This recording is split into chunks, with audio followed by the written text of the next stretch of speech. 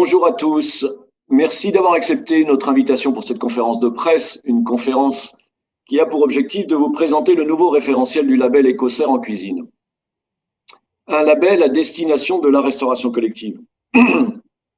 Vous comme moi entendons tous, notre municipalité offre 70% de bio dans les cantines. Nous avons dépassé les objectifs de la loi Egalim, 50% de produits de qualité dont 20% de bio. En cuisine, nous préparons les repas avec 50% de produits locaux.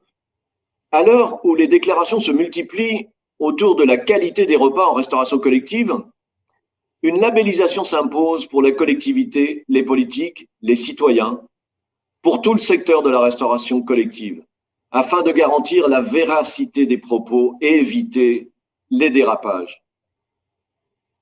Pour illustrer mon propos, vous aurez au cours de cette conférence de presse plusieurs témoignages, dont celui de la personne qui va m'accompagner pour animer, Stéphane Vera, le directeur de l'association 1+Bio, l'association qui porte le Club des territoires, l'événement des victoires des cantines rebelles et l'Observatoire national de la restauration collective bio et durable avec Écossaire. À toi, Stéphane. Oui, bonjour. Merci Laurent. Comme tu viens de le dire, en fait, l'alimentation, c'est vrai que c'est un sujet avec de forts enjeux et on s'en aperçoit avec tous les événements que l'on vient de traverser, de santé publique, de sécurité publique. Et notre association qui est une des plus anciennes en fait sur le sujet des cantines bio, puisqu'on a plus de 20 ans d'existence, et qui porte ces démarches justement dans les cantines, elle se heurte depuis le début en fait à la question qui est très ancienne sur comment sortir du déclaratif, qui est souvent approximatif. Et pour nous, c'est pas tellement simplement qu'il y a des chiffres qui ne sont pas vérifiés ou qui n'amènent pas à des certitudes. C'est plutôt, en fait, ça ne nous faisait pas avancer. Et on avait un fort besoin, justement, pour transformer des territoires, pour transformer l'alimentation, de savoir réellement ce qui se passait.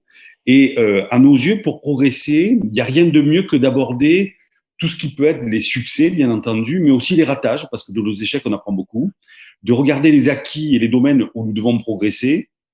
Et on a été très heureux de s'apercevoir que, en fait, un outil comme un label, et le label qu'a proposé EcoCert, nous permettait effectivement de sortir du déclaratif, parce que sortir du déclaratif, c'est vérifier pour regarder les faits.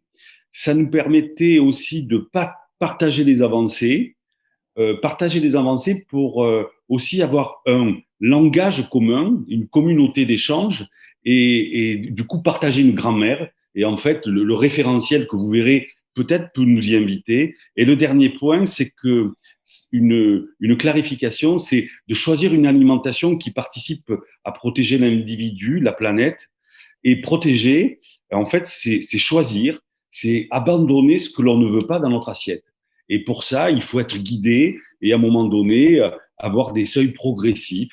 Et voilà ce que nous invite à un moment donné, justement, cette labellisation. C'est une des raisons qui nous a mené l'association 1+Bio, justement, à être aux côtés des concerts depuis le début, pas tellement pour en devenir, je dirais, des partenaires forts au début, très honnêtement, mais c'est en partageant justement ce regard que nous avons réussi justement à consolider aujourd'hui un partenariat.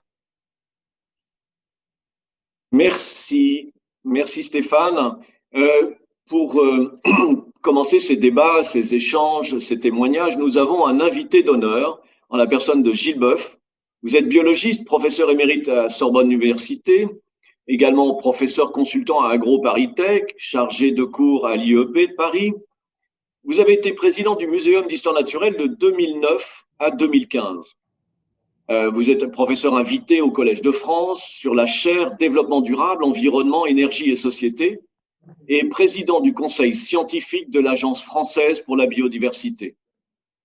Vous avez passé 2 années au cabinet de Ségolène Royal, alors ministre de l'Environnement, de l'Énergie et de la Mer. Aujourd'hui, vous êtes président de l'association Éthique Océan, qui œuvre pour la préservation des océans et des ressources halieutiques. Pour vous, qu'est-ce qui se passe aujourd'hui? Quel est, par rapport à vos sujets de biologie, en fait, quelle est l'actualité et quel est le lien que nous avons à notre planète, notre environnement? Vous imaginez bien que la première question c'est qu'on va se poser, qu'est-ce qu'il fait là, Gilles Boeuf? Pourquoi il est là? Il est là parce qu'il est persuadé qu'un label d'éco-certification c'est absolument essentiel. Et on le voit particulièrement aujourd'hui. Moi, j'ai passé ma vie depuis tout petit garçon à m'intéresser à la biodiversité, le vivant. On me dit souvent, c'est quoi? C'est la partie vivante de la nature. Hein. Quand la Terre se forme il y a 4,6 milliards d'années, il y avait une nature, hein. Il y avait du vent, l'océan s'est formé, il y avait des vagues, il y avait des falaises, il y avait des tremblements de terre. Pas de vivant. Le vivant démarre avec la première cellule qui apparaît dans l'océan il y a un peu moins de 4 000 millions d'années, 4 milliards d'années. Et c'est important parce que l'une des fonctions essentielles du vivant, c'est de se nourrir. Il faut manger, simplement parce qu'il faut trouver de l'énergie, trouver des nutriments essentiels qui constituent tout ce qu'on est, notre physique, notre aspect, notre énergie, nos capacités à penser, à réfléchir, à se développer, à nous reproduire. Hein. C'est ça, cette qualité essentielle. Et ce qui est important dans ce que vous faites, vous, nous ne mangeons que du vivant. On ne mange pas un morceau de quartz qui est une partie de nature. Hein. On ne mange pas un bout de montagne. Et c'est là que nous ne mangeons que du vivant et nous ne coopérons qu'avec du vivant. Je rappelle qu'un corps humain, et ça c'est essentiel, on l'a complètement oublié. Nos élites ne le savent pas, qu'ils sont faits à moitié de bactéries, au moins, sur eux et dans eux. C'est absolument fondamental. Et vous allez voir que le petit Covid nous le rappelle, en fait. Hein. Un corps humain, c'est des cellules humaines et des bactéries qui vivent en symbiose. Et ça marche depuis la nuit des temps. Quand la première cellule a démarré dans l'océan, c'était une membrane, hein. Donc il y avait effectivement un intérieur, un extérieur, avec une communication entre tout ça. Tout est parti de là. Et je rappelle qu'un bébé humain qui naît, c'est 3/4 d'eau, l'eau qu'on gaspille, qu'on souille, qui est essentielle. L'eau est la molécule du vivant avant l'ADN et avant l'ARN. Donc voilà, ce que je veux rappeler souvent, c'est l'intime relation entre l'humain et cette nature qui l'entoure. On n'est pas à côté, on est dedans. Alors, je vais revenir justement à ce que vous faites, parce que de l'éco-certification vers des cantines. Alors, les cantines sont pour moi des lieux absolument essentiels. Qu'on n'oublie pas en France aujourd'hui que pour beaucoup d'enfants, c'est le seul moment de la semaine, quand ils sont à la cantine, où ils mangent quelque chose de meilleur que ce qu'ils peuvent avoir chez eux, parce que tous les gens n'ont pas accès à ces nourritures dont on va parler. Et ça, c'est un drame pour moi. Et je fais le reproche à tous les systèmes politiques français depuis 50 ans. C'est comme ça. Hein.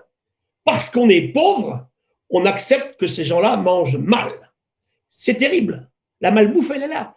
Et qu'est-ce qu'il cible, le petit Covid-19? C'est fantastique pour moi, hein, écologue. Il tue des gens âgés, c'est clair. 84% en surcharge pondérale. Il tue des gros. Il tue des gens en diabète de type 2, les 3/4. En hypertension artérielle, les 3/4. Il y avait un joli papier sorti avant-hier sur les relations entre nos bactéries intestinales et la maladie d'Alzheimer. Vous voyez qu'il y a plein de pathologies déclenchées par ces questions-là. C'est une maladie, bien sûr, de la malbouffe aussi et de la pauvreté. Regardez ce qu'il a ciblé, le virus, aux États-Unis. Les populations noires, pas parce qu'ils sont noirs, parce qu'ils sont malheureux, parce qu'ils sont pauvres et parce qu'ils sont gros. Donc vous voyez comment vos activités-là sont essentielles. Et tout à l'heure, quelqu'un disait justement, il faut bien qu'on les vérifie, parce que si on passe notre temps à nous raconter des tas de trucs, on est envahi par les fake news depuis pas mal de temps. C'est très grave pour nos enfants, parce que moi, quand j'avais 20 ans, je finissais mes études, ce que je disais dans un livre, c'était à peu près vrai. Ce n'est pas le cas aujourd'hui. Vous avez des mouvements divers et variés, de toutes obédiences aujourd'hui, dont l'intérêt, c'est de faire croire des bêtises. Et encore, je n'utilise pas le mot connerie, il y en a plein. Et ce qui m'a beaucoup gêné depuis le mois de mars, c'est que même des scientifiques se sont prêtés à des jeux qui n'est pas le jeu d'un scientifique. Je vous rappelle la base même de la science. La science n'est pas une opinion. La science, c'est la résultante de travaux vérifiés par d'autres, par nos pairs. On a l'humilité d'aller se faire étudier, évaluer, corriger par d'autres. Et on a des choses communément admises qui évoluent, bien sûr, au cours du temps. Et là, je reviens à mon ami Edgar Morin, que j'adore. Edgar aura 100 ans l'an prochain. Il dit, le problème n'est pas la frénésie actuelle technologique et scientifique, c'est l'usage que l'on en fait. Et là, on est en plein dedans. Certifier que ces produits qui nous sont garantis, donnés, proposés dans ces lieux de restauration collective, c'est pour moi absolument essentiel. Nous sommes le reflet de ce que nous mangeons. Regardez autour de vous tous les jours, c'est bien évident. Et c'est là que le virus, qu'est-ce qu'il a fait? D'abord, il s'est passé quelque chose qui n'aurait pas dû se produire. Le virus n'a pas été inventé par un humain, contrairement à toutes les conneries qu'on a pu raconter aussi. Par contre, l'humain a permis, par son irresponsabilité, l'apparition de ce virus. Ce qui n'aurait pas dû se passer, s'est passé. Sur un marché chinois, on revient encore à de l'alimentation, dans des conditions ignobles, de promiscuité entre des chauves-souris, c'est un virus de chauve-souris, le coronavirus, le Covid, avec des animaux comme la civette masquée il y a quelques années, des canards, le cochon, le pangolin, on en a parlé aussi. Rappelez-vous, la grippe espagnole, il y a un siècle, elle passe du canard à l'humain. Ce qu'on appelle des zoonoses, des maladies animales qui passent à l'humain. Pourquoi? Parce qu'on met en promiscuité des animaux sauvages, des animaux domestiques et des humains, dans des conditions absolument déplorables. Et le deuxième aspect, évidemment, foudroyant, c'est qu'on a transporté ça partout. En quelques semaines, le virus, il n'a pas de tête, il ne vole pas, il a fait le tour du monde. Rappelez-vous ce vol terrible, Wuhan, Milan, Milano, quelques jours après le démarrage de la pandémie. Et au début, c'est très beau, ce qu'on a scientifiquement, la relation entre les vols d'avions de Chine vers les régions du monde où le virus a explosé très rapidement. Donc, l'humain a créé les conditions d'apparition parce qu'il a permis justement une mutation sur un virus qui au départ n'était pas infectieux pour l'humain, qui maintenant l'est. Et regardez ce qui se passe. Il tue beaucoup en Europe de l'Ouest, il tue en Amérique du Nord, il tue en Asie, il tue en Amérique du Sud. Beaucoup moins en Asie parce que ces gens-là, depuis 50 ans, 100 ans, des milliers d'années, sont confrontés à des virus pas le même, mais assez proches. Nous, on ne l'a jamais rencontré. Voilà pourquoi il est si virulent aujourd'hui à l'heure actuelle. Et ces aspects alimentaires sont absolument fondamentaux. C'est vraiment très, très, très, très important. Alors, voilà pourquoi j'appuie et je soutiens ce que vous faites. Il nous faut absolument ces données particulières pour qu'on puisse dire aux gens, voilà, le jour d'après, et rappelez-vous ce qu'a dit le président Macron le 16 mars 2020. Moi, en écologue, j'étais fasciné. Il a dit, le jour d'après ne sera en aucun cas le retour au jour d'avant. Quand je vois ce qui se passe aujourd'hui, je suis vraiment très inquiet. J'ai peur que notre plan de relance actuel porte absolument tous les supports d'une prochaine pandémie. Et si un nouveau virus arrive dans 2 ans, dans 3 ans ou avant, peut-être qu'il tuera les jeunes, celui-là, et pas les personnes âgées. Il tue aujourd'hui dans nos pays développés à peu près 1% des gens qui sont symptomatiques au Covid-19. Voilà, la situation, elle est là. Alors je dis finalement, ce Covid-19 devrait être une aide à l'humanité. Créer l'électrochoc collectif salutaire dont on a besoin. Et là, ce que vous faites tous ici, je vous ai écouté tout à l'heure, là, Stéphane et les autres, et puis bien sûr aussi Laurent, vous êtes en plein dedans. Mais il faut prévoir. Et autant on peut discuter après sur les techniques de confinement comme ça. Ce qui est clair, c'est qu'il y a des pays qui s'en sortent beaucoup mieux que d'autres. Taïwan, ils n'ont même pas 10 morts. La Corée, on a 300. On en a 41 000. Quand vous voyez aujourd'hui aux États-Unis ce qui se passe. Donc ça veut dire aujourd'hui que la seule chose que je critique très fortement, clair, on ne savait pas. C'est faux. Ça fait 20 ans qu'on l'écrit. Il n'y a pas que Gilles Boeuf qui l'a écrit, plein de gens. On lisait ma leçon inaugurale au Collège de France. On va s'en prendre une pandémie. Elle est là. Et par chance, elle n'est pas si méchante que ça. N'empêche qu'elle arrive à désorganiser entièrement les activités humaines, et je vais conclure là-dessus. Le virus, il a 15 gènes. Nous, tous ici, là, on en a 29 000, avec une arrogance, une imprévoyance, une cupidité, qui font que si on continue comme ça, et si on ne change pas, et ma dernière remarque, c'est de vous dire que le vivant, ce vivant fabuleux qui nous entoure, qui nous nourrit, qui nous rassure, qui nous aide, qui nous donne des médicaments, qui nous supporte, on va avoir des dépressions de façon terrible avec ce confinement aujourd'hui, eh bien, il a subi depuis 4 milliards d'années les pires avatars. Il a failli disparaître plein de fois. Il s'est adapté. Eh bien, nous, on nous dit tous les jours à l'entreprise, adaptez-vous. Sachez une chose, on ne peut pas s'adapter si on ne change pas. Et on ne change toujours pas. Voilà pourquoi je vous soutiens et j'aime beaucoup ce que vous faites. Merci. Merci, Gilles. Merci beaucoup. Ton micro, Stéphane, ton micro. Excusez-moi, oui. Je disais, vos propos sont assez éclairants, notamment combien on est tributaire en fait d'un juste équilibre, et que cet équilibre, lorsqu'il est rompu, il entraîne effectivement énormément de dégâts. Et une grande question aussi que vous relevez, c'est quelle peut être notre contribution, notre participation à ce changement pour que justement on tire les enseignements de ce que l'on traverse, que l'on a perçu. Et vous le dites bien aussi, c'est pas une découverte, c'est-à-dire que c'est quelque chose que l'on débat, notamment dans l'agroécologie, cette diversité du vivant, cette biodiversité, et qu'elle peut être maintenue avec des choses assez simples autour de l'alimentation. Et ce que je retiens aussi, c'est que si on dit que chacun a sa part, les entreprises peuvent aussi agir. Et justement, par rapport à EcoCert, qui propose une deuxième période de la labellisation en cuisine, je tenais peut-être à donner la parole à son directeur d'EcoCert France, Thierry Strodel, qui justement était à l'initiative du label, qui dans nos échanges et nos partenariats, on a vu qu'une entreprise et une association avaient beaucoup de choses peut-être à porter ensemble, chacune dans leur domaine de compétences. On a souhaité dans la gouvernance de l'association de faire une place au groupe EcoCert, et notamment Thierry est au conseil d'administration de notre association, justement pour dialoguer et pour regarder comment les uns et les autres contribuent à modifier cette situation pour permettre à des collectivités qui souhaitent justement, elles aussi, passer des étapes et ne pas rester simplement au constat de l'épidémie, de la malbouffe, etc., de pouvoir, à un moment donné, faire partie de ces collectivités porteuses d'espoir. Voilà. Donc, Thierry, je vous laisse la parole pour vous présenter plus amplement. Bonjour à toutes et à tous. Merci beaucoup Stéphane. Merci beaucoup aussi Gilles pour ces propos que j'ai trouvé vraiment inspirants. Alors quelques mots sur EcoCert. EcoCert, en fait, nous sommes un organisme donc de certification environnementale. Particulièrement en France, on certifie l'agriculture biologique donc depuis 30 ans, du producteur au transformateur jusqu'au distributeur. On a l'habitude de dire que du coup, la certification biologique part donc du champ jusqu'au dernier point de distribution, du champ jusqu'à la fourchette. Pourquoi en fait avoir lancé En Cuisine? En Cuisine, c'est une initiative qu'on a décidé de lancer, Lise et moi, en 2013. Donc ça fait déjà 7 ans.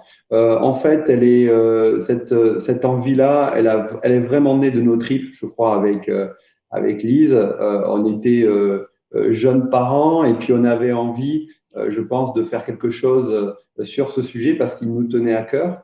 Ça, c'est le premier point. Et puis le deuxième point, c'est parce que on a assez vite compris, avec Lise également, que la restauration collective était un formidable levier de changement et qu'avec ces milliards de repas servis chaque année, eh bien, en appuyant sur ce levier, on pourrait peut-être agir notamment sur la demande de produits biologiques et participer, entre guillemets, au changement qu'on appelle de nos voeux, de manière plus proactive. Et on l'a fait à travers notre métier à nous. Comme l'a dit en fait Stéphane, notre métier à nous, c'est surtout de mesurer pour progresser. Donc, c'est exactement comme ça qu'on a pris le label avec 3 niveaux. Je pense qu'on y reviendra un petit peu tout à l'heure. Merci beaucoup Thierry.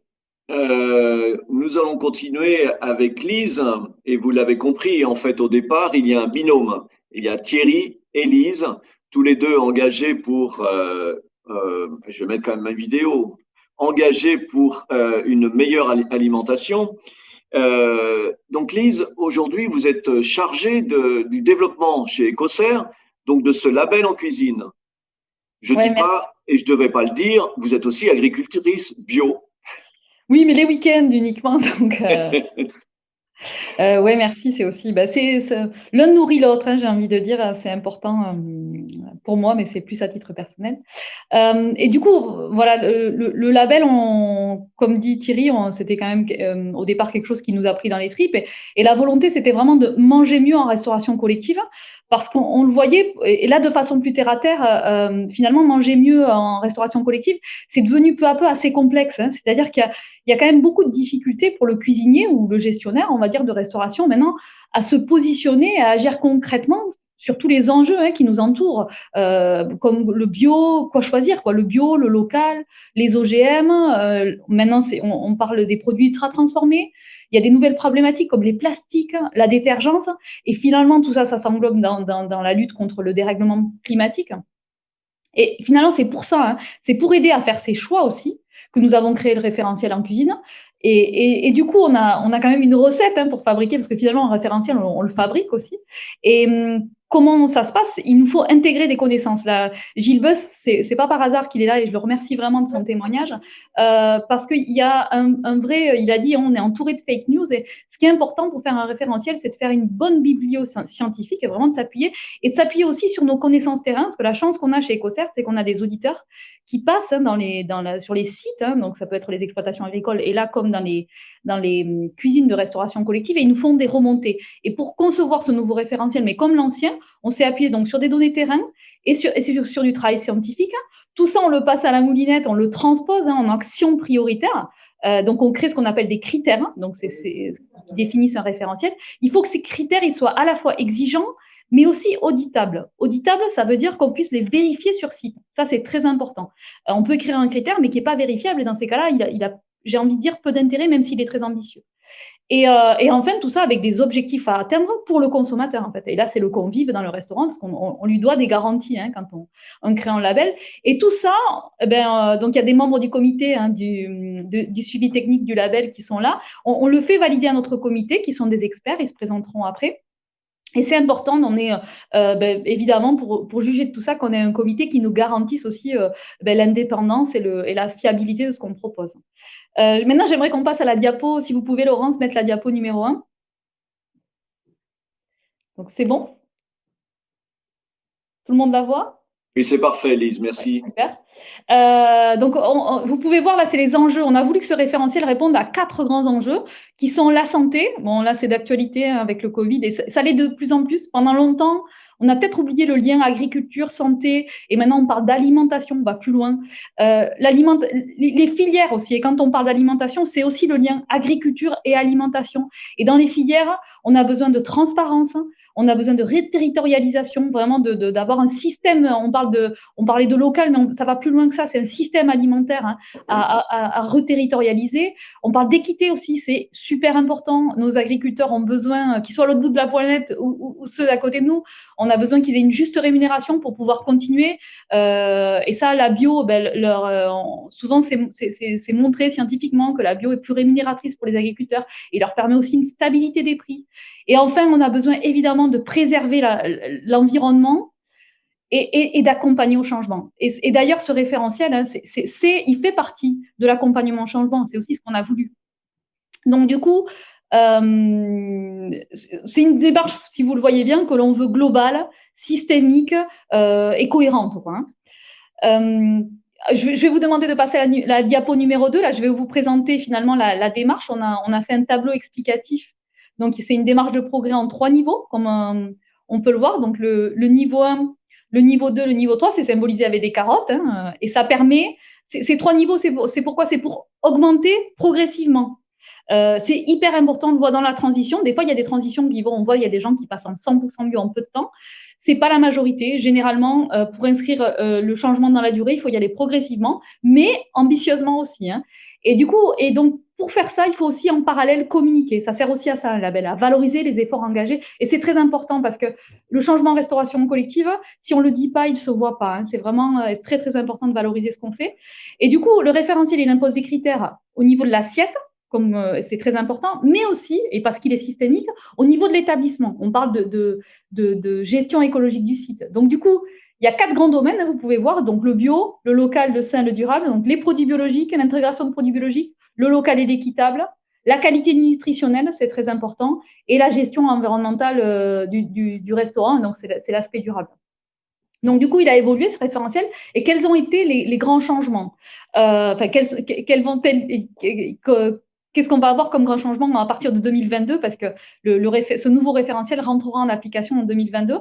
Donc, on va avoir 20%. Donc, à partir du 1er janvier 2022, ça coïncide aussi, c'est pas anodin, avec la loi Egalim, qui va imposer donc 20% de produits bio dans toute la restauration collective.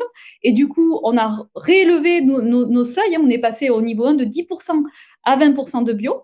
Et du coup, on a relevé nos seuils aussi pour les autres niveaux, où on va passer de 30% pour l'ancien niveau 2 à 40% de bio et 50 à 60% maintenant dans le nouveau référentiel. Vous pouvez le voir, on va avoir 60% de bio par an pour avoir le niveau 3 et les fameuses 3 carottes.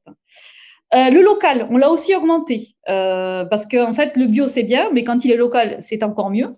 C'est pour ça qu'on va imposer 4 plats bio locaux en niveau 1, par mois, 8 composantes, donc 8 plats bio et locaux par mois en niveau 2 et 12 au niveau 3. Là aussi, c'est vraiment c'est ambitieux et on voit que l'effet que ça a eu sur l'ancien référentiel, où c'était un petit peu moins de bio local, ça a eu vraiment un effet de création de filière. C'est hyper intéressant qu'on ait ces retours-là et donc on accentue ce qui a un vrai effet, levier.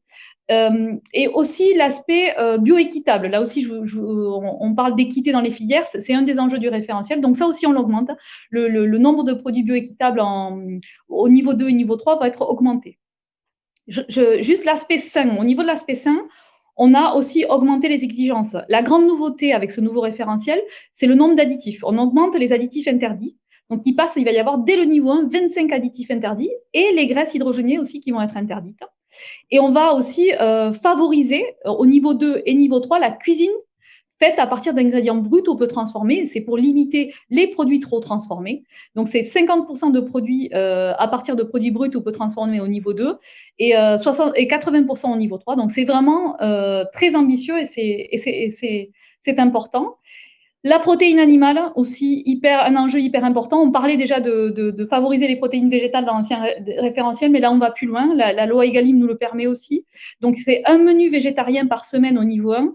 Il va falloir l'augmenter progressivement parce que, bien sûr, il y a un consensus scientifique sur le sujet. La protéine animale, il faut quand même, pour avoir un impact sur le réchauffement climatique plus important et limiter notre empreinte carbone, il faut en manger moins. Mais surtout aussi, il faut qu'elle soit de meilleure qualité et bien sûr dans le respect du bien-être animal. On en a parlé auparavant, c'est important, les conditions d'élevage. Et donc, on va, à la fois ce menu végétarien, mais aussi favoriser les légumineuses et les céréales. C'est important de cuisiner la légumineuse, donc on va vraiment le mettre en avant. C'est important la légumineuse aussi dans les assolements agricoles parce que ça capte l'azote atmosphérique et c'est super important pour limiter les engrais. Donc, vous voyez, vraiment, c'est systémique, ça va loin. Valoriser la viande bio, les œufs bio ou plein air et favoriser, bien sûr, la pêche durable. C'est un nouveau sujet. Et là, on se rapprochera encore plus d'Éthique Océan, je pense, pour travailler ce sujet-là. Qui demande beaucoup d'expertise. La gestion écologique, le dernier axe, là, c'est moins de gaspillage alimentaire. On va plus loin dans la lutte contre le gaspillage. Là aussi, très important, parce que le gaspillage, c'est un vrai levier. Moins vous gaspillez, 30%, c'est à peu près le gaspillage en restauration collective. 30% de ce qu'on produit n'est pas consommé et part à la poubelle. Donc, on se rend bien compte que si on l'utilise ce levier-là pour éviter ce gaspillage-là et le réintroduire en produits de qualité, il y a un vrai levier financier aussi. Et du coup, on va demander aux établissements cette fois-ci de travailler aussi sur la gestion des effectifs, c'est-à-dire bien appréhender le nombre de personnes qui vont manger dans le restaurant, travailler sur la pesée des déchets en fin de consommation et limiter les emballages à la source. Ça aussi, c'est très important, les emballages, notamment les plastiques. Et là aussi, perturbateurs endocriniens, sujet très important. Comment on lutte encore plus en limitant les pesticides, évidemment, avec l'alimentation bio, mais aussi les détergents qui sont une source, c'est des biocides.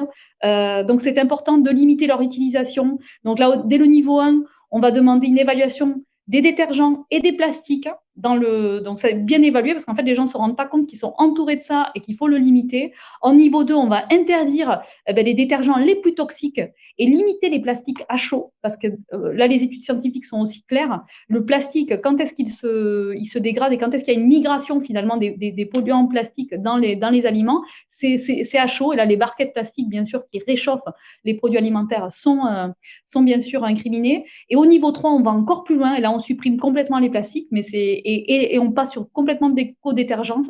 Mais voyez, c'est des changements qui sont structurels, qui sont quand même importants et ça se fait progressivement. Enfin, l'éducation à l'environnement, c'est aussi très important parce qu'il n'y a pas de transition sans éducation à l'environnement.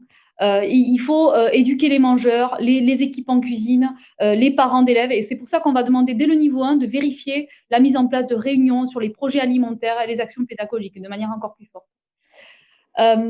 On proposera bien sûr, je vais m'arrêter là, mais on proposera un plan de transition. C'est-à-dire que il y a pas mal, on a plus de 2000 établissements qui sont engagés dans la démarche.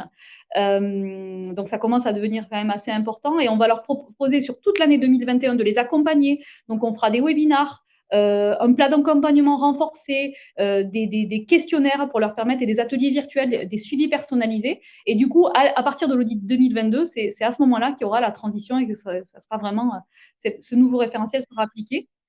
Et pour conclure, on peut dire que le premier référentiel, finalement, c'était une anticipation de la loi Egalim. On ne l'imaginait pas, mais elle est arrivée, et ça, c'est super. Et maintenant, on va plus loin, on ne s'arrête pas, on reste ambitieux. Et vraiment, c'est finalement ce deuxième référentiel, c'est une ambition qu'on se donne pour traduire l'alimentation durable en restauration collective. Voilà ce que j'avais à dire. Merci. Merci, Lise. Alors, nous allons commencer à introduire nos grands témoins et à commencer par le duo de choc de la ville de Paris avec donc Laurence Pradérol-Lemouzy qui est chef du bureau des marchés et des achats de la direction des familles de la petite enfance.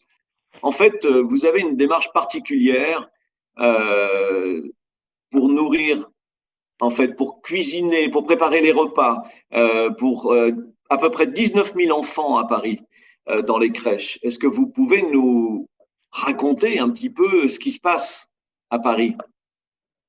Oui, tout à fait. Bonjour. Donc, effectivement, la direction des familles de la petite enfance de Paris, c'est une des 20 directions de la ville qui gère toute notre belle cité, et notamment la DFPE en charge l'intégration des crèches de Paris. Donc, c'est plus de 400 structures qui accueillent environ 28 000 enfants chaque jour à Paris. Et au sein de cette très grosse machine qu'est la ville, nous avons plus de 300 cuisines de préparation qui élaborent sur place, et c'est important, ces 19 000 repas et goûters. Donc des repas et des goûters, comme Lise le disait à l'instant, qui sont, nous, en ce qui nous concerne, déjà élaborés à partir de denrées brutes, de denrées fraîches, de saison locale, et pour 3/4 d'entre elles qui sont bio. Près de 90 qui sont durables, donc avec aussi une part importante des labels. Donc aujourd'hui, les crèches de Paris, c'est le premier acheteur de France en termes de produits frais, de volume, avec une consommation annuelle qui dépasse les 150 tonnes de pommes de terre. Pareil, même volume pour les pommes, qui frôle les 600 000 litres de lait infantile bio. Les 15 tonnes de viande fraîche ou labellisée aussi, tout ça produit si possible pas bien loin de nos cuisines, avec une vraie démarche de localisme et de développement de filières agricoles plus proches de Paris. Dieu sait que notre région n'est pas facile en termes agricoles, mais assez. Parler de chiffres, évoquons plutôt une notion pour le coup qui nous est chère à Sandra Merle, qui parlera juste après moi, et à moi-même, c'est-à-dire la qualité des repas des tout petits. Nos cuisiniers et cuisinières sont des adeptes du fait maison depuis fort longtemps, plus de 10 ans. Nous préparons des repas à partir de ces denrées qui sont bien traités, je voudrais dire bien élaborés, et qui sont transformés en repas qui sont équilibrés, qui sont savoureux, c'est important le goût, et qui sont sains. Donner à manger des bons plats à nos petits-enfants est juste primordial dans nos structures, et à nos yeux, rien ne peut remplacer des recettes qui sont préparées au plus près des convives. C'est important. Le fait maison sert aussi à éviter à tout prix le gaspillage alimentaire dont parlait Lise. On est, nous, sur les crèches, à un taux beaucoup plus faible que ces 30% qui m'ont interpellée dans ce qu'elle m'a dit, ce qu'elle nous a annoncé ce matin. Donc, des recettes préparées vraiment à côté de nos convives, ce qu'on appelle en liaison chaude, c'est-à-dire vraiment préparées, sorties à peine des fourneaux ou des frigos, et calibrées au plus près. Nous avons toujours à cœur de privilégier la qualité gustative et nutritionnelle des repas et des goûters, y compris des goûters, et arrêter les petits gâteaux industriels qui sont certes très pratiques, mais qui ne répondent pas à nos exigences gustatives et qualitatives au sens large. Donc c'est pourquoi, il y a déjà quelques temps maintenant, presque 4 ans, nous avons souhaité partager cette valeur et faire connaître la bonne qualité des repas proposés aux tout petits dans nos crèches à Paris. Et donc, nous avons fait appel à un organisme certificateur externe. Ce serait important d'avoir un œil extérieur pour pour justifier et expliquer la démarche globale et sans un caractère politique qui est toujours très, très, très près de nous à Paris. Donc, un organisme extérieur qui soit très reconnu au niveau national, au niveau européen, et qui puisse certifier, attester de la qualité des repas que l'on propose aux tout petits. Donc, nous avons rencontré EcoCert. Et depuis 2017, les crèches de Paris sont labellisées depuis 3 carottes, nos fameuses 3 carottes, ce qui permet donc d'ouvrir le débat avec nos petits convives et surtout avec leurs parents qui sont bien plus communicants, et aussi donc ça permet de valoriser cette démarche globale qui il y a maintenant largement plus de 10 ans. Cette année encore, en fait, nous visons, je l'annonce à Lise très clairement, les 3 carottes niveau excellence, avec un objectif qui a été marqué clairement par la ville de Paris et par la maire lors des dernières campagnes électorales, donc d'atteindre les 100% d'alimentation durable, et ceci dès 2024. Mais une fois de plus, la ville sera encore en avance sur cet objectif très important.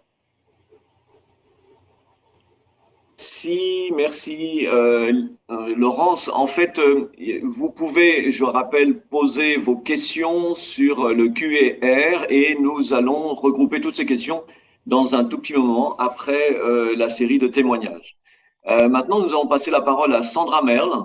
Donc, vous travaillez avec Laurence et vous êtes à l'origine diététicienne et nutritionniste et aujourd'hui, en fait, cadre de santé dans cette direction des familles et de la petite enfance. Tout à fait, oui. Bonjour. Bonjour.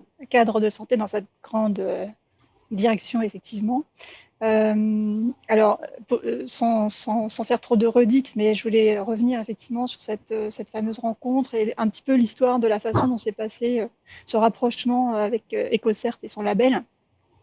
Au final, c'est vrai que on est engagé dans cette démarche, comme l'expliquait Laurence, depuis un certain nombre d'années maintenant. Et au fur et à mesure de notre démarche de développement d'une alimentation bio, au tout début, ça remonte à 2005 déjà, puis bio et durable dans le cadre du plan d'alimentation, s'est fait sentir ce fameux besoin d'un organisme un peu externe capable d'évaluer, évaluer était le mot à l'époque assez important, nos résultats dans la transparence et de les rendre visibles sur la base d'un référentiel qui serait compris aussi bien par les professionnels que par les usagers, que sont les familles, effectivement, comme l'expliquait Laurence. Donc, nous avions rencontré effectivement Lise Pujos et Thierry Stotzel à l'occasion de l'une des toutes premières présentations du label lors d'une journée des clubs des territoires.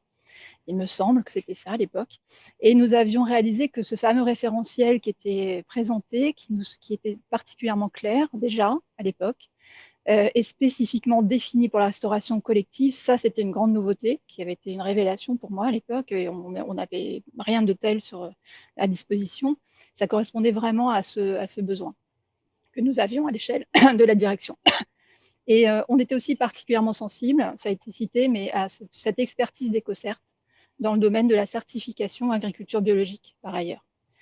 Alors, voilà, historiquement, effectivement, en 2015, il faut rappeler que le projet de labellisation du label en cuisine des crèches municipales était intégré comme une action à part entière du plan d'alimentation durable de la ville de Paris. Et dès 2017, lors du tout premier audit, l'ensemble des crèches obtenaient le label niveau 2 déjà, directement au premier audit, avec à l'époque 45% de bio dans les assiettes. Et ensuite, ce qui s'est passé, c'est que le sérieux et la régularité de cette démarche d'audit, parce qu'il faut rappeler que c'est une démarche conséquente, menée chaque année, a conduit le label à être assez vite, finalement, à rencontrer ce pari, finalement, qui était d'être vite connu et reconnu, et surtout porteur de sens dans notre administration, aussi bien pour les professionnels des crèches que pour les familles, de par la visibilité d'EcoCert aussi, enfin, c'était pas un hasard. Aujourd'hui, la part de bio s'élève à 75% et le label constitue aux yeux de tous la reconnaissance d'un travail assidu, toujours en droite ligne avec le plan d'alimentation durable et avec tous les défis que cela implique. Alors, ce niveau 3 de labellisation, obtenu depuis déjà 2 ans, ça illustre bien l'engagement de la ville de Paris à faire de la petite enfance une priorité de son action municipale. En effet, l'enjeu de notre direction, il est particulier puisque il a toujours été de limiter au maximum l'exposition des enfants aux contaminants et aux substances potentiellement nocives par l'intermédiaire de leur alimentation. On a vu effectivement cette introduction tout à l'heure par Gilles Boeuf qui était très parlante. Ça nous concerne évidemment très directement. On a affaire à des enfants de moins de 3 ans dans les crèches.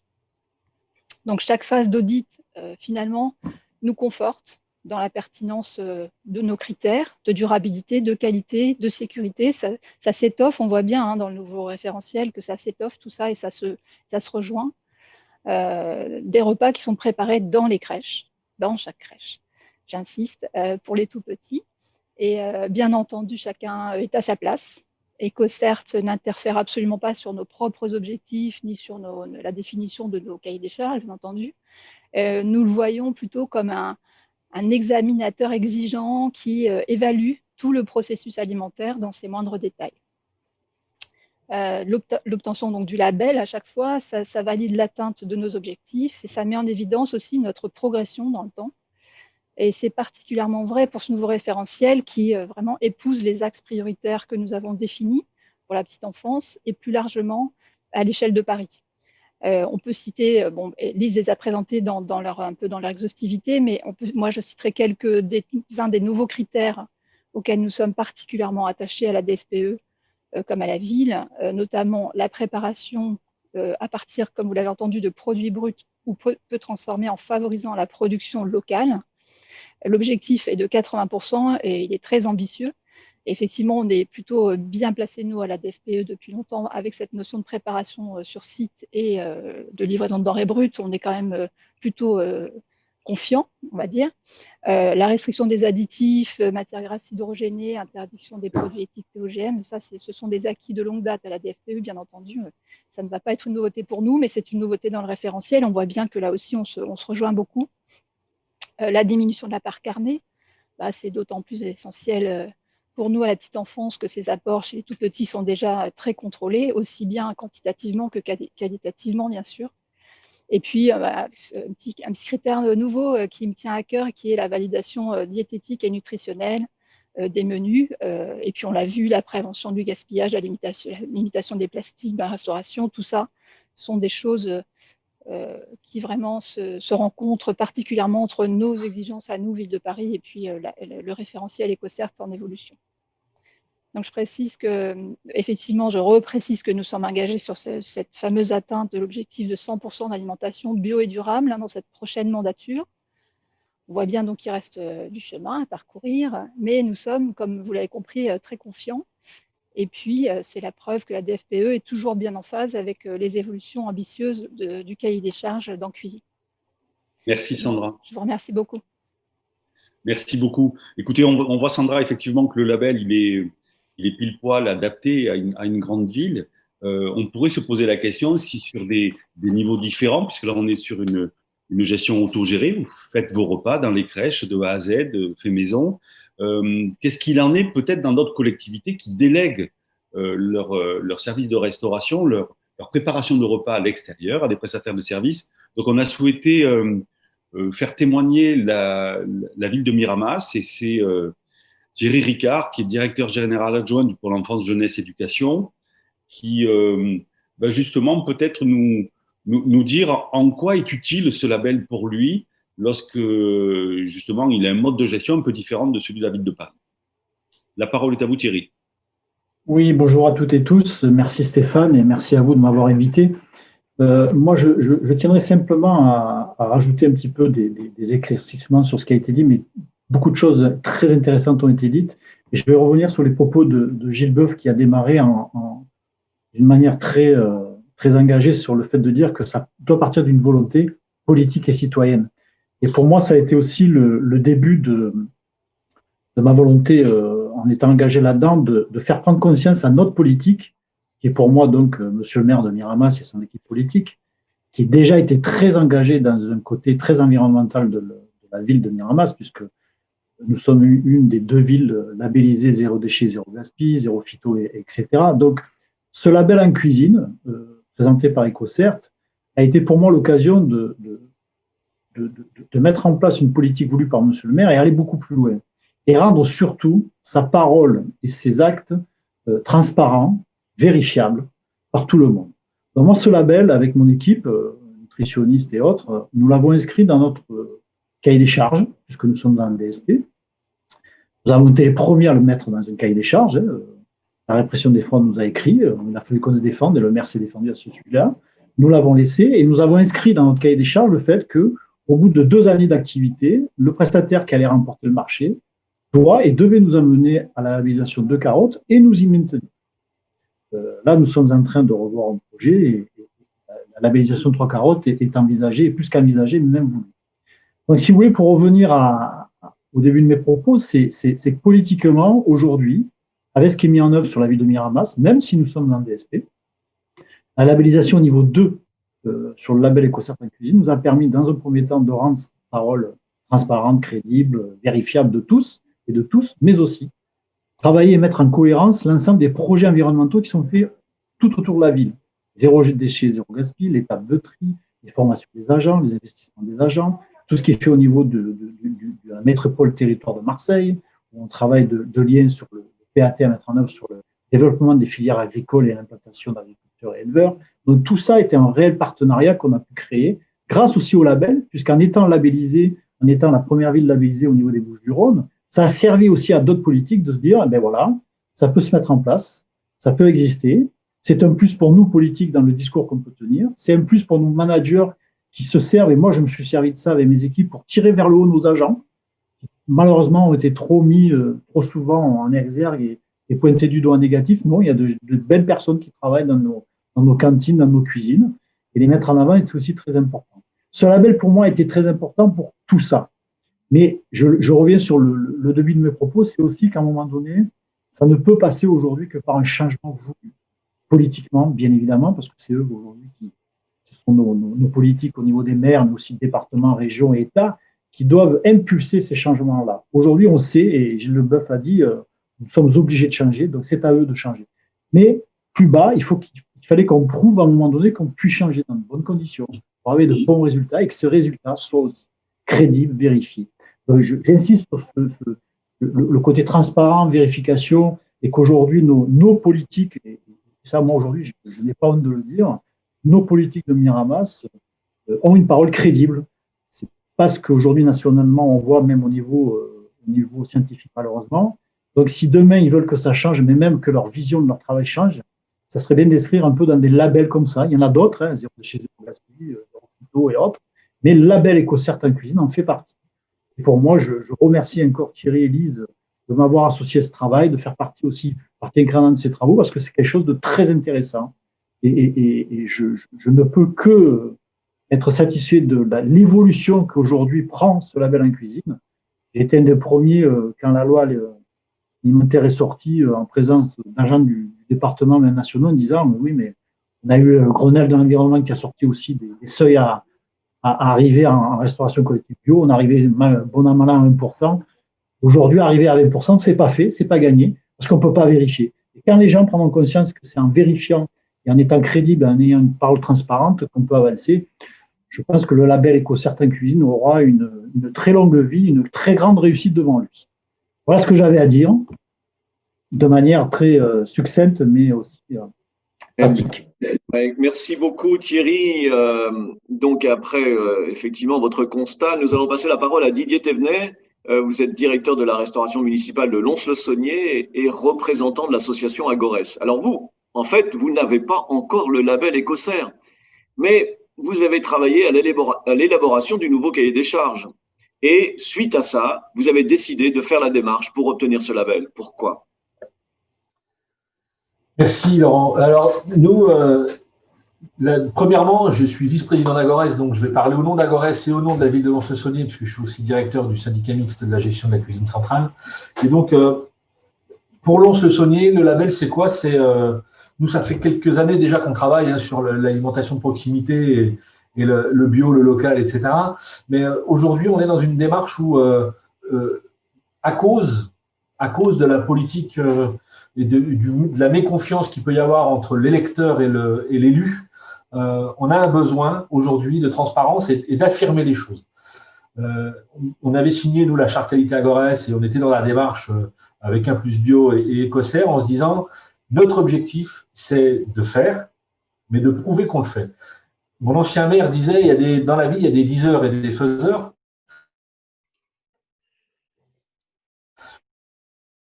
Et l'association des trois, Agores, Implus Bio et Coster, c'est plutôt des...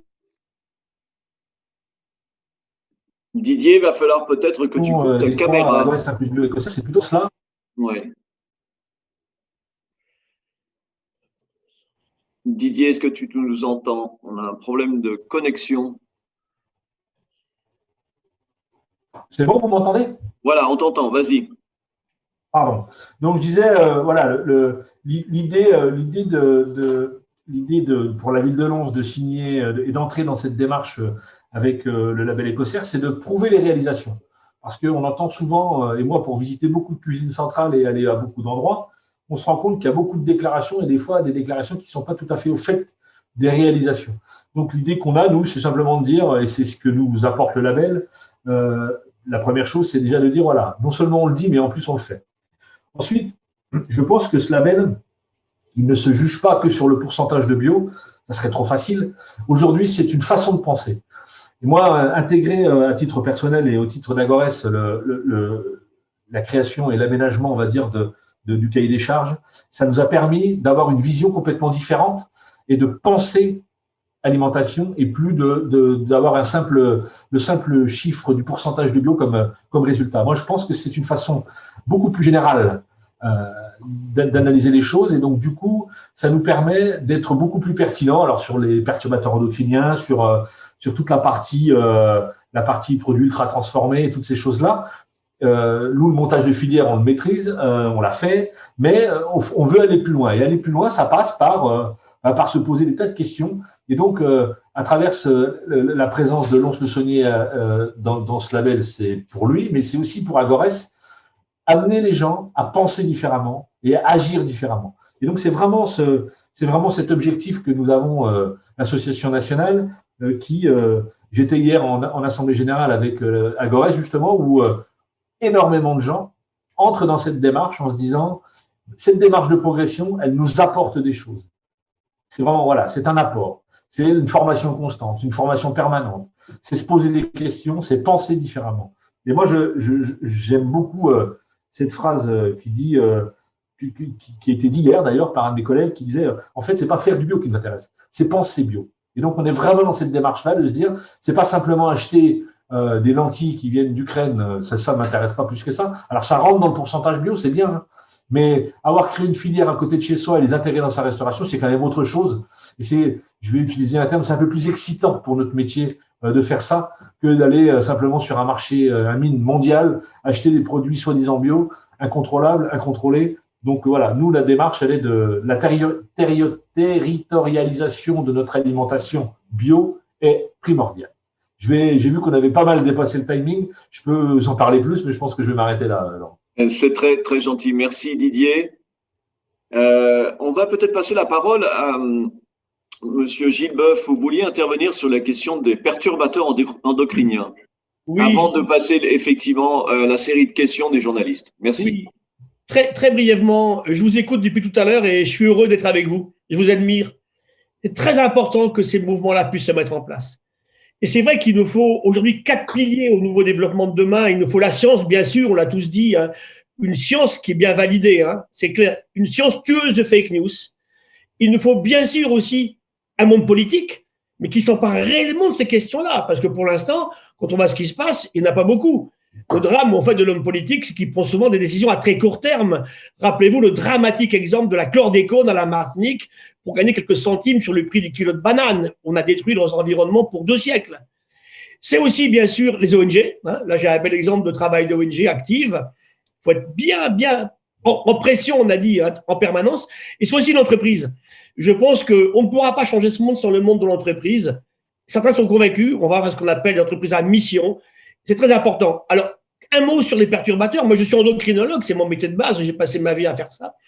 Et c'est vrai que c'est quoi une hormone? C'est une substance élaborée quelque part dans un organisme à très, très faible dose et qui va reconnaître dans notre cellule ailleurs ce qu'on appelle un récepteur. Tout est là. Et le drame aujourd'hui de ces perturbateurs endocriniens, c'est qu'on les élabore dans un tas d'activités, beaucoup agroalimentaires, mais pas uniquement, il y en a un petit peu partout. Hein. On les respire, on les boit, on les mange. Et ils sont extrêmement dangereux, très actifs à très, très petite dose.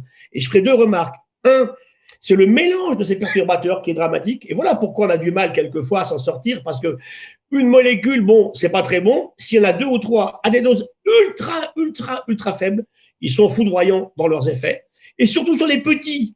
J'écoutais beaucoup la dame tout à l'heure, j'aimais beaucoup ce qu'elle disait. On nourrit nos petits. Aujourd'hui, on les empoisonne avec des substances qui sont terribles dans leur développement embryonnaire du fœtus dans la maman. Deuxièmement, après la naissance, bien sûr, hein, tout leur avenir vient de ce qu'ils vivent à ce moment-là. Et aujourd'hui, il y a un travail qui vient de sortir qui montre que lorsqu'on est bourré de perturbateurs, comme c'est le cas en ce moment des humains et de nos enfants, eh bien, on est moins réceptif à la vaccination. Hein, le vaccin anti-Covid-19, comme le vaccin anti-coqueluche, anti-diphtérie, anti-tétanos, sont perturbés quand vous avez, chez les gens qui reçoivent la vaccination, des niveaux de perturbateurs endocriniens qui sont élevés. Voilà, donc je pense qu'aujourd'hui, c'est tellement important. Et la durée de vie, je finis là-dessus, on a gagné 35 ans d'espérance de vie en plus en France depuis 1860. Alors on me dit c'est magique. C'est en train de s'arrêter. Hein, c'est en train de s'arrêter. Et si je vois les gens, il y a de plus en plus de gens qui atteignent 100 ans aujourd'hui, des femmes, hein, 3/4 de femmes à 100 ans, 1/4 de garçons. Eh bien, c'est parce que leur maman enceinte et eux tout petits n'ont pas mangé de perturbateurs endocriniens. Et ces produits qu'on met partout aujourd'hui autour de nous. J'attends de voir combien de temps vont vivre les gens qui sont nés après 1950. C'est une vraie question. Merci. Merci Gilles. Nous allons passer à la série de questions. Alors, j'ai déjà des questions pour Laurence et Sandra de la ville de Paris. Elsa Casalegno du magazine Que Choisir vous demande: le référentiel est ambitieux et intéressant, mais travaillez-vous aussi sur la qualité organoleptique des repas des cantines scolaires? Pour les enfants, ce qui fera qu'ils mangent, que ce soit bio ou pas, végétarien ou pas, c'est bon ou c'est pas bon. Or, le constat actuel n'est pas très positif. D'expérience familiale. Merci. Voilà la question pour vous. Sandra, Laurence? Je suis là, alors je vais la prendre. Hein. Mais par contre, je précise qu'on n'est pas dans le cadre, je reprécise le cadre de nos prestations. Ça ne s'appelle pas la restauration scolaire, on est vraiment dans les crèches. Donc, il faut resituer le contexte de la crèche. C'est un peu comme une grande maison, hein, c'est quand même très familial. Et les personnes qui servent le repas sont très en proximité. Et les personnes, comme vous l'avez vu dans notre cas à Paris, qui préparent les repas, sont aussi dans la cuisine juste à côté. Donc, tout ça fait que sur le terrain, les prestations sont quand même les plus adaptées, puisque en permanence, en connexion, et vous savez très bien comment ça se passe dans une crèche, il y a quand même le principe des transmissions tous les jours, le soir, aux parents, pour savoir si les enfants ont bien mangé, pas bien mangé, etc. Mais sachez aussi qu'à l'échelle de Paris, donc, on a affaire à plus de 1500 personnes qui préparent les repas dans les crèches et qui sont très investies, comme le disait Laurence, ma collègue, tout à l'heure. Mais on a aussi un système de travail justement sur cette partie-là d'appréciation des repas qui s'appelle la commission de menu. Alors ça ressemble à n'importe quel intitulé de commission de menu, y compris dans le scolaire, il existe des commissions de menu, sauf qu'effectivement, nous, elles sont très en proximité aussi avec des personnes pluriprofessionnels, donc des agents de cuisine, mais aussi des responsables d'établissement, puéricultrices, infirmières, des référentes ATEP, c'est-à-dire les référentes de nos agents, qui sont avec moi chaque cycle de menu, donc tous les 2 mois, pour discuter du cycle précédent, de la façon dont ce qu'on a proposé et servi s'est passé, au niveau préparation, faisabilité en cuisine, et aussi au niveau, évidemment, appréciation par les enfants, puisqu'elles sont tous les jours auprès des tout-petits qui consomment les repas. Donc, en fait, ces ajustements, ils sont vraiment au fur et à mesure. L'introduction des plats dits végétariens sans protéines animales fait partie d'un bon test, parce qu'en fait, on lance des recettes et puis, comme tous ceux qui sont dans cette démarche en ce moment, on voit ce que ça donne en préparation et on voit ce que ça donne au service. Donc, on est vraiment dans les crèches très en lien avec ça. Et puis, on a aussi quand même des conseils de parents qui se réunissent, eux, à l'échelle des arrondissements et qui sont susceptibles aussi, si ça ne va pas, on le sait assez vite, de nous faire remonter leur satisfaction ou insatisfaction. Pour l'instant, à Paris, on a quand même la chance d'avoir des retours plutôt positifs. Merci Sandra. Une question pour Lise. Pouvez-vous préciser combien d'établissements sont certifiés selon les différents niveaux à date? Certains restaurants au niveau 2 voudraient avec beaucoup de motivation passer au niveau 3, mais le budget coince. Que leur répondez-vous? Alors, juste pour vous donner quelques chiffres sur le nombre d'établissements, il y a plus de 2000 établissements labellisés, bien plus de 2000. Et je vais donner un pourcentage, hein, c'est peut-être plus simple. 45% des établissements sont en niveau 1, 35% en niveau 2 et 20% en niveau 3.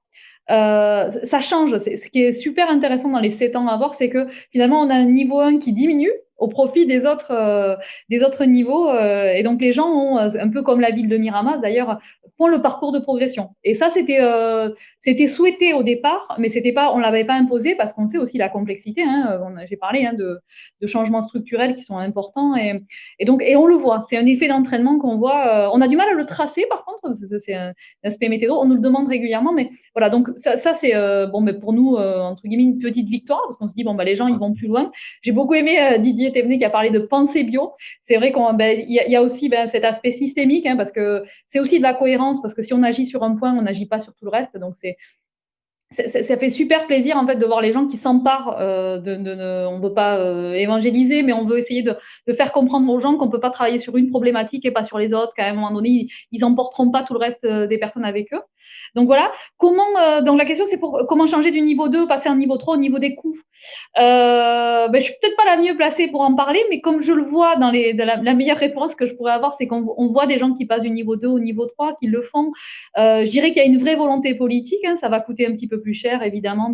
Les denrées bio sont toujours un petit peu plus chères, même si avec les effets de filière, quand on crée des filières, le différentiel qu'il y avait entre le bio et le conventionnel diminue. Peu à peu, peut-être la mairie de Paris pourra ajouter, parce qu'ils l'ont fait, hein, le changement, ils sont passés de 45% à maintenant 75% de bio, donc ils l'ont fait sans trop forcément augmenter les coûts. Juste rappeler aussi que la denrée, c'est super important, ça représente 25% du prix total du repas, donc parce que tout le reste, c'est des charges, hein, c'est le personnel, c'est les fluides, l'énergie qu'il faut pour fabriquer les repas. Donc, 25% de nos repas auxquels on ajoute finalement 10-12 centimes, parce que le passage en niveau 2 au niveau 3, il est entre 10 et 20 centimes, parfois par repas. Et on voit, il y a quand même 2 leviers, j'en ai parlé, le gaspillage. Évidemment, ça gaspille énormément en restauration collective, donc quand vous lisez dessus, voilà, et l'observatoire de la restauration collective qu'on mène avec un plus vieux aussi, Stéphane pourra en parler au niveau des chiffres, on prouve que c'est super important et que vraiment on a des gens, les gens qui sont engagés dans le label et globalement les gens qui veulent introduire une alimentation de qualité sont généralement des très bons gestionnaires en fait, parce qu'ils n'ont pas le droit à l'erreur, quoi. Il faut qu'ils chassent les coûts cachés.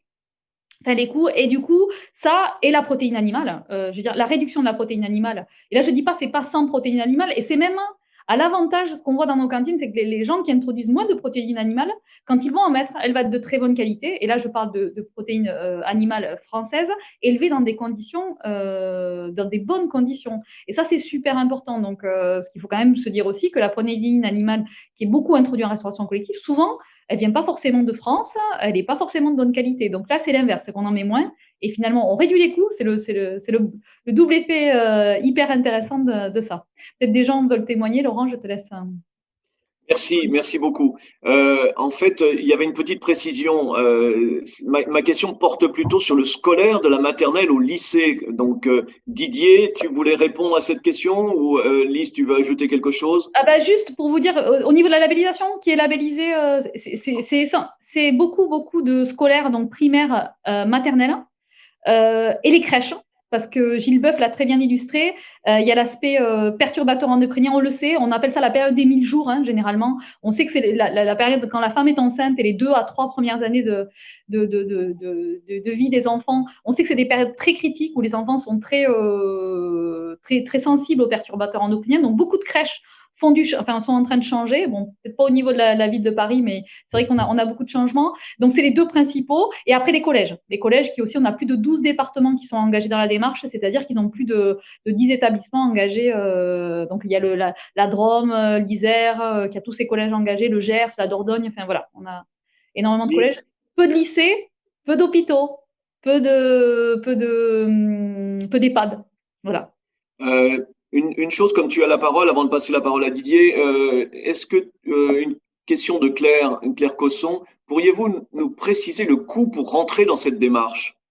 Oui, alors on va dire globalement, on dit généralement c'est 500 € à peu près au niveau, c'est annuel, hein, le tout compris par site à peu près de labellisation. Donc voilà, donc là ça comprend l'audit, le travail du technicien, l'accompagnement qu'il va y avoir pour mise en place de la transition. Donc voilà, 500 € à peu près annuel. Et l'autre question, c'est quel est votre objectif en nombre d'établissements certifiés? Vous en avez quoi, plus de 2000, 20 000 aujourd'hui? Ouais, plus de 2000. Peut-être je vais laisser parler Thierry Stozel, c'est le directeur général. Non, moi je vais vous donner un scoop. L'objectif c'est plein.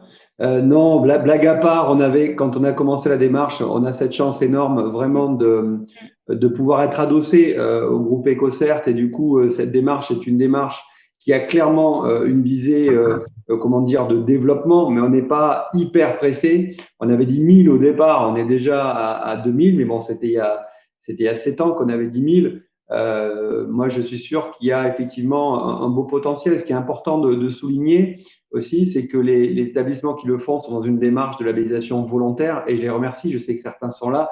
C'est un vrai engagement quelque part, pas militant, mais un vrai engagement là aussi de leur part. Ils sont pas obligés en fait d'être labellisés, et ils ont compris en quoi cet outil pouvait les aider à progresser.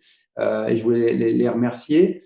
Et puis d'ailleurs, j'en profite aussi pour réagir à un des propos aussi de Gilles sur la symbiose. J'ai l'impression qu'on a réussi à créer un vrai écosystème entre une entreprise de certification qui est dans son métier, mesurer, faire progresser, comme je pouvais vous le dire, et puis des associations. C'est pas si courant, donc je leur remercie vraiment aussi pour leur confiance, que ce soit un Plus Bio, Stéphane, Thierry, que ce soit Agores avec Didier. On a, je trouve, un très bel écosystème là qui doit porter en fait ce projet, ce label, mais on n'a pas vraiment d'objectif chiffré, annualisé. J'espère que c'est le maximum, parce que ça voudra dire qu'en définitive, le bien manger et le manger responsable dans les cantines progressent.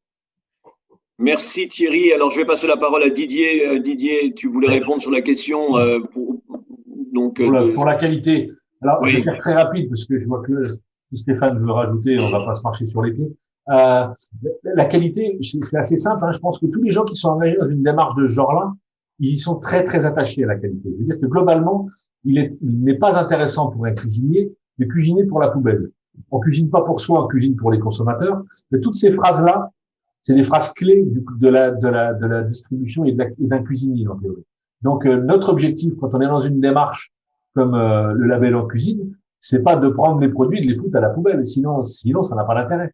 Donc la mission qui est la nôtre en cuisine, c'est bien d'alimenter les gamins, qu'ils soient petits ou plus grands, avec des produits sains, de qualité et qui fassent plaisir. Parce que si on n'a pas le plaisir de la table, mais où va-t-on? Et je m'arrêterai là parce que je pense que Stéphane va mettre le couvercle sur la marmite. Moi, je sais, j'aurais plein de choses à dire, vous imaginez bien, en tant qu'homme Plus Bio, parce que le sujet est passionnant et que on est passionné de ça. Sur l'histoire des coûts, ça m'a évoqué plusieurs attitudes. On s'est aperçu que pendant très longtemps, les gens ont parlé que ça coûtait très cher de faire du bio, notamment c'était impossible de faire du 100% bio, en sachant qu'on partageait pas du tout les chiffres et que grâce à l'Observatoire de la restauration collective, où 60% de la donnée est collectée par le label en cuisine, c'est-à-dire qu'on a importé les renseignements anonymes d'EcoCert, et ça nous a permis de conforter quelques tendances. C'est que grosso modo, les gens peuvent dépasser la loi Egalim sans dépenser plus, et on n'a pas besoin d'argent supplémentaire aujourd'hui pour mettre du bio ou du local dans les objectifs d'Egalim. Le deuxième constat qu'on s'est aperçu, c'est que dans nos adhérents et dans les territoires sur lesquels on était, les gens qui étaient sur des labels gratuits, qui étaient montés en général par des fédérations régionales ou des ONG nationales comme nos Restos Responsables, c'était un premier palier, mais ils atteignaient rapidement le plafond de verre parce qu'il n'y avait pas de démarche ni de dynamique. Et que ces gens-là, aujourd'hui, prennent appui sur le label en cuisine. C'est-à-dire qu'ils quittent ces labels gratuits pour aller dans un label payant, parce qu'il faut être un peu je dirais, tordu peut-être pour aller payer un service qu'on pourrait avoir gratuitement. Mais en fait, on s'aperçoit que l'intérêt d'un service payant aujourd'hui du label, que Lise a estimé à peu près à 500 €, qui est une somme un peu plus importante lorsqu'on est une grosse collectivité. Je pense que la ville de Paris, c'est pas cette somme-là. Mais derrière, il y a un véritable service, il y a du présentiel. Et comme disait Lise aussi, on s'aperçoit que pour faire changer les choses, il faut faire monter les compétences. Et j'ai été surpris aussi quand j'ai entendu Thierry, quand j'ai entendu Sandra et Didier aussi, sur la complexité de leur métier, sur l'ensemble des paramètres qu'ils doivent prendre en compte pour la santé, la qualité alimentaire, les perturbateurs, etc. Et qu'effectivement, il faut des appuis. Et que ce soit le label, que ce soit, bon, je vais parler un peu de nous, d'un Plus Bio avec l'Observatoire, ce sont des appuis sur lesquels ils peuvent justement compter pour faire leur métier et, comme le disait bien Thierry, pour traduire aussi l'engagement politique. Parce que pour nous, il n'y a pas de changement sans engagement politique. Et d'ailleurs, on avait sorti un manifeste en 2015 où avaient participé nos amis d'EcoCert et d'Agores, où manger bio, c'est politique. Et que du coup, pour que les politiques s'emparent comme le souhaite Gilles Boeuf, ben, il faut leur donner des atouts. Et les atouts, c'est les outils que l'on propose. Merci Stéphane. Nous allons passer la parole à Laurence. Laurence, vous vouliez vous exprimer par rapport à une question. Oui, je voulais répondre à une question sur les coûts parce que c'est ce que j'entends depuis des années, hein, des années. Et là, je mets ma casquette de service financier de la ville, hein. Donc, quelques chiffres, hein. Vraiment, j'aime les chiffres, je préfère vous les donner. On ne fait pas trop mentir, les chiffres. Nous avions autour de 30% de denrées bio en 2003, 2004. Non, 2013, pardon. 2013, et nous étions à 1,40 € le repas pour notre repas classique pour les 12-18 mois. En 2017, au démarrage de l'audit avec 45% de bio, nous sommes passés à 1,65 €. Et aujourd'hui, avec 75% de bio, nous sommes à 1,68 €. Ce qui fait une augmentation de taux de bio, si je compte bien, de près de 30% et une augmentation tarifaire de moins de 2%. Alors, certes, c'est la ville, on a des très gros volumes, mais nous avons des très gros volumes, certes, ce que j'ai exposé un peu tout à l'heure, en tonnage important, c'est une réalité, mais à distribuer sur 300 points de livraison, et donc avec des coûts de logistique qui sont ultra importants et qui viennent tempérer le potentiel intérêt d'avoir une très grosse collectivité. Ces données-là, on les a eues avec en utilisant 4 leviers principaux que vous connaissez, mais je préfère quand même qu'on les redire. Nous avons réduit la part carnée. Et c'est avec cette réduction de part carnée que nous avons réussi par des échanges avec nos prestataires, réussi à dealer l'introduction de nouveaux produits bio à la place d'une réduction de part carnée. Nous sommes passés d'un plat typique, de 0 plat végétarien à 2 plats végétariens, et c'est cette réduction de part carnée qui permet d'augmenter la part de bio. La lutte contre le gaspillage est évidente et permet de maîtriser les coûts. Le fait maison aussi, faire soi-même coûte, avec des bons produits, ne coûte pas plus cher que d'acheter tout prêt, coûte même moins cher, hein. À l'échelle d'une collectivité, c'est un vrai gain. Et je dirais la dernière qui prend le plus de temps, mais qui est importante, la création de filières. Sur nos pommes de terre, nous avons créé des filières de pommes de terre bio, locales d'Île-de-France, transformées en 5e gamme, arrivées dans une structure pré-cuite et déjà épluchée. Elles ne coûtent pas plus cher que les produits bruts, elles sont d'une excellente qualité. On gagne du temps en cuisine et on a pu, grâce à ça, permettre à nos cuisiniers de préparer des gâteaux maison, de revenir à la préparation globale de tous les plats, à partir de denrées qui sont à très grande majorité des denrées brutes. Donc ces 4 leviers permettent de maîtriser les coûts. Et là, la casquette financière que j'ai dans mon service n'est pas malheureuse de cette augmentation du bio. Au contraire, on a plus de qualité avec un surcoût qui est très, très minime. Moins de 2% en 4 ans, c'est même pas l'augmentation du coût de la vie classique. Donc, on peut faire du bio. On peut, en grande échelle, faire du bio au moindre coût, en travaillant collégialement, globalement sur la prestation alimentaire. Merci Laurence. Et oui, on revient toujours sur cette question de coût, qui est quand même un peu ridicule quand on parle de 1,68 le repas. Et il est vrai que je parlais avec un élu il n'y a pas très longtemps de l'AMF, secrétaire général de l'AMF et maire de Sceaux, qui parle d'un coût de la pause méridienne, qui englobe tout, parce que le coût denrées alimentaires, c'est allez, 20%, mais la masse salariale, c'est 80%. Enfin, il y a un certain nombre de choses dont on ne mesure pas le coût global de la restauration collective, voire de tout l'encadrement de la pause méridienne. Donc, on a encore une question sur le coût. On a Thierry qui a fait un commentaire. Le coût à ce jour, donc Thierry Ricard de Miramas, le coût à ce jour reste une fausse idée pour Miramas. Grâce à ce label, nous avons gagné de l'argent pour mettre en place d'autres dispositifs. Un jardin dans mon école, les galines dans la cour. Et voilà. Et Fanette Bon, vous posez une question. Pouvez-vous, alors ça, ce sera peut-être pour Lise ou Thierry, pouvez-vous préciser le coût moyen d'un repas répondant au label 1, donc de niveau 1, niveau 2 et 3, et comparé à un repas conventionnel. Donc, on revient encore sur cette question de coût. Est-ce que Thierry, Lise, vous voulez répondre? Oui, on vient, je pense, d'y répondre. Alors, en fait, finalement, c'est pas nous qui faisons ce travail. Là, nous, on demande les coûts partout et on le transmet à notre Impulse Bio de manière anonyme. Et ils font ce qu'on appelle l'observatoire de la restauration collective. Et c'est ça qui nous permet d'avoir une objectivité. Parce que c'est pour ça le coût en restauration collective, tout le monde en parle sans avoir trop de données, en fait. Et là, on a maintenant, depuis 3 ans, de la donnée fiable, analysée, mesurée, statistique. Enfin, on a vraiment un statisticien, même de l'INRA, qui nous aide encore plus à s'améliorer. Parce que même nous, on trouvait qu'il fallait qu'on s'améliore sur la gestion. Enfin, là, je parle au nom d'Impulse Bio, parce que je participe on va dire, au conseil scientifique de cet observatoire. Et du coup, qu'est-ce qu'on voit, en fait? Et là, je donnerai j'ai pas des coûts précis, mais juste niveau 1, en fait, finalement, jusqu'à 30% de bio, donc c'est le niveau 2 actuel. Les gens, il n'y a pas de surcoût. Ça ne veut pas dire qu'ils ne mettent pas plus d'argent dans l'engrais, c'est qu'ils travaillent les leviers qu'a expliqué Laurence, le gaspillage, toujours la même chose. Donc, jusqu'à 30% de bio, les gens y arrivent sans dépenser 1 euro de plus. Par contre, ils travaillent beaucoup mieux en avant. Vraiment, c'est un travail global. Au niveau 2, là, on voit qu'il y a un petit peu de surcoût. Et là, là aussi, on voit quand même que la protéine animale leur permet encore de gagner.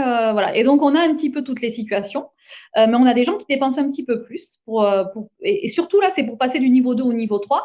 Mais là aussi, Laurence l'a montré. Donc, elle a dit une augmentation globale pour passer du niveau 2 au niveau 3 de 2%. Vous voyez, c'est là où… donc, elle parle de 1,68 € pour la ville de Paris, à 75% de bio, alors qu'on était à 1,40 € à peu près pour le niveau 2.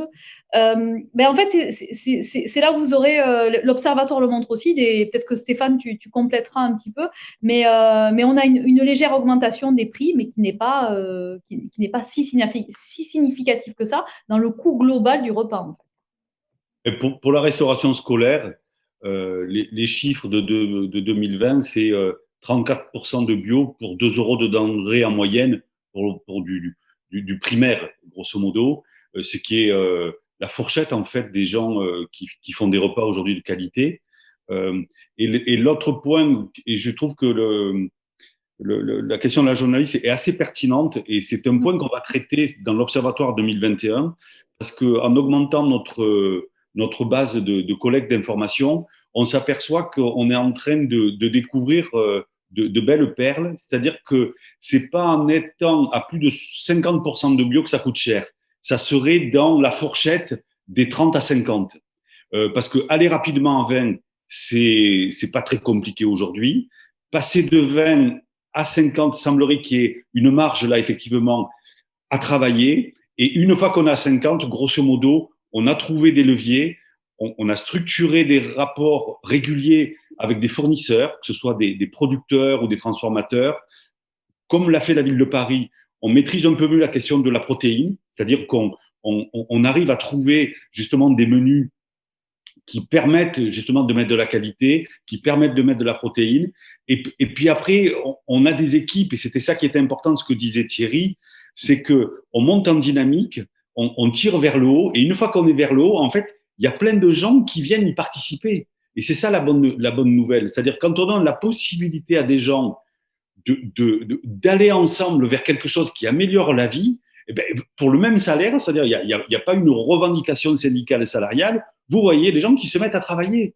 Et c'est ça qui va être intéressant. Et je pense que l'Observatoire, l'année prochaine, éclairera justement plus précisément ces seuils de prix repas pour voir de quelle façon on passe de 30 à 50 et combien ça coûte. Merci Stéphane. Oui. Dernière précision, juste les coûts conventionnels, c'est entre 1,50 € et 2 €, voilà, la fourchette de prix en conventionnel, qui est donc finalement tous les prix qu'on a donnés là sont actuellement, les coûts sont des prix qui ne valorisent pas la restauration collective. Je reviendrai toujours sur ce débat. Est-ce que Thierry, Ricard, est-ce que vous souhaitez intervenir? Parce que je vous vois faire quand même pas mal de commentaires sur les coûts. Après, en fait, donc nous allons clore cette conférence de presse. Et il faut savoir que Thierry et Lise, oui c'est ça, et Lise seront à votre disposition pour d'autres questions. Ils vont vous laisser leurs coordonnées dans la petite fenêtre discussion. Vous pourrez leur faire un petit mail et les contacter donc après cette conférence. Thierry, Ricard, je vous passe la parole. Merci. C'est simplement pour rajouter un petit peu par rapport à mes commentaires. Le coût aujourd'hui, et je rejoins Stéphane, je rejoins Lise, Thierry et tout le monde, c'est plus un problème le coût aujourd'hui. Puisque c'est prouvé avec le label, on arrive aujourd'hui à démontrer que passer de 0 à 20%, ça coûte presque plus rien. La deuxième carotte, c'est pareil. Moi, aujourd'hui, je pense que c'est plus, et Stéphane l'a rappelé, et je le remercie, c'est l'engagement politique. Gilles Boeuf l'a dit à un moment donné, si demain, nous, en tant que cadre de fonction publique, techniciens qui doivent mettre en avant et démontrer à nos politiques qu'aujourd'hui, le changement, ça passe par eux, par les citoyens, il faut que ce projet-là soit un projet global. Et dans la globalité, quand je me permets de dire qu'aujourd'hui, moi, le label EcoCert m'a fait économiser de l'argent, m'a fait économiser énormément d'argent tout en ayant une qualité supérieure de restauration. Pourquoi? Parce qu'à un moment donné, on a revu au grammage, le GEM, RCM, on s'en est dédouané totalement. On a travaillé sur le zéro déchet, zéro gaspille. Aujourd'hui, nos cantines scolaires, nous avons aujourd'hui un pourcentage de gaspillage de 8% au lieu de 30%. On a gagné, on a arrêté de jeter la poubelle. Par contre, tout cet argent avec notre prestataire, même un DSP, on lui a demandé de travailler sur la qualité des produits, de répondre à nos exigences. Derrière ça, on a développé des dispositifs. Une poule dans mon école, on a des poules dans les écoles, c'est pas pour faire beau, hein. Les déchets, les biodéchets sont donnés aux poules. Les poules, ça fait des œufs. Les œufs, on peut faire des gâteaux. Au lieu d'acheter des gâteaux emballés pour les goûter de nos ACM, on fait des gâteaux nous-mêmes. Donc, il y a tout cet engrenage-là qui fait dans un projet global avec les familles aussi. Le projet zéro déchet, zéro gaspillage avec les familles. Il y a 2000 familles aujourd'hui à Miramas qui sont dans ce projet-là. Ça veut dire que c'est un projet global. Donc, tout le monde s'y retrouve. Le coût, aujourd'hui, politiquement, n'est plus une affaire. C'est pas vrai. C'est une fausse idée. Qu'on soit en DSP ou en régie. Parce que dans la DSP, il ne faut pas oublier à un moment donné, puisque c'est les élus qui payent, donc c'est eux à un moment donné qui ont un droit de visu, il y a aussi un droit de négociation. Et souvent, les élus, parce que les techniciens ne le disent pas, ont perdu cette exigence qu'ils peuvent avoir. Donc il y a beaucoup de problèmes qui peuvent être résolus, et le coût reste, et c'est prouvé encore avec le label, ce n'est pas un souci, au contraire. Merci beaucoup Thierry, merci à vous tous. Donc, vous retrouverez les coordonnées de Lise et de Thierry Stodel, donc le directeur de EcoCert, Lise qui est en charge du label. N'hésitez pas à les appeler pour approfondir vos interviews, vos articles, et on vous remercie vraiment sincèrement. Nous restons à votre disposition. À très bientôt.